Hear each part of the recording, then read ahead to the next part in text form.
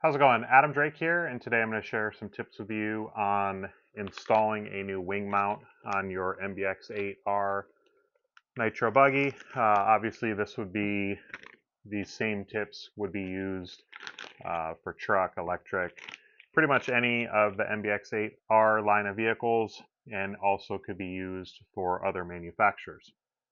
So first, I like to go ahead and degate the wing mount from the tree here, and then also the support that goes on the front side of the wing mount that captures the 3mm lock nuts.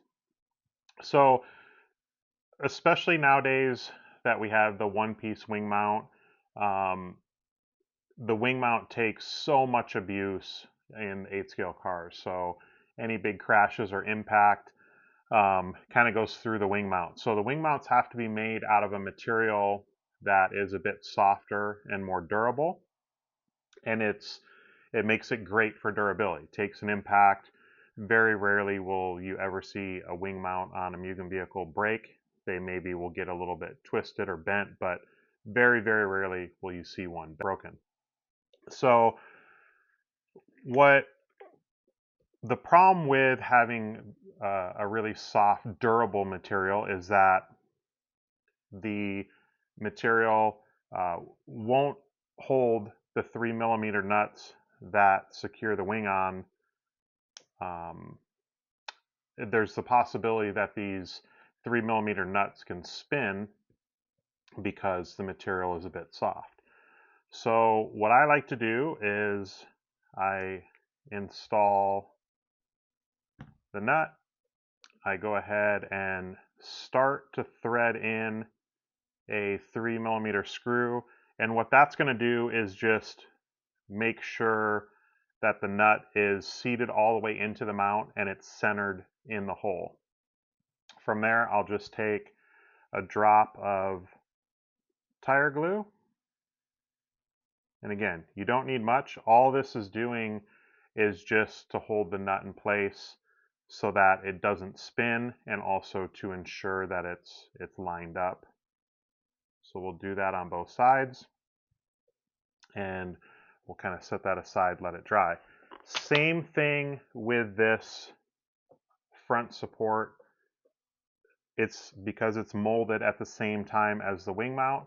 It's made out of that same softer, super durable material, which again, great for durability, but not the best for capturing and holding that nut in place. So sometimes when you go to put the wing mount on, the nut will spin, then the wing mount can come loose. So we're going to do the same thing.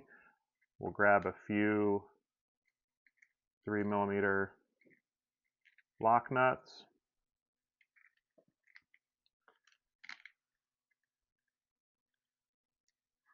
And we're going to go ahead and kind of snap those into this support. These actually fit a little bit tighter, but still will spin, especially if you're using a new nut that has fresh nylock. It can be pretty easy for that nut to spin. So we're going to go ahead, install all 4 of those, and then on each of those 4 nuts, same thing. Just going to put just this tiniest drop of glue. Let that kind of seep in, set that aside, let it dry. And then I do the same thing for my chassis braces. So the chassis brace uses a larger nut. I go ahead, install the nut, take a 4mm screw, make sure you start it. Again, that's just to make sure that the nut is in place and lined up. And then on this, I'll just go ahead and put a drop of glue on each side,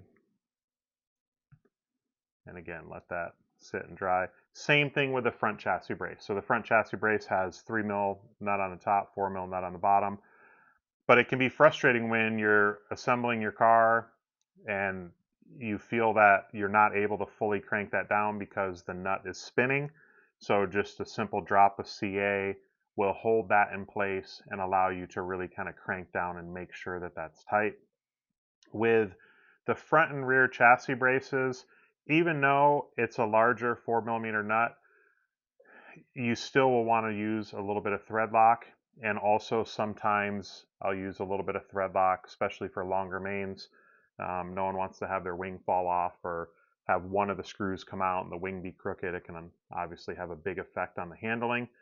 But just a simple tip that I know can sometimes be frustrating if you have one of these nuts spin or one of the screws come loose to where your wing mount or chassis brace can come loose. This will just help make that a little bit more durable and also help you finish the races. So hopefully you enjoyed this video, and if you did, please feel free to like, share, and subscribe.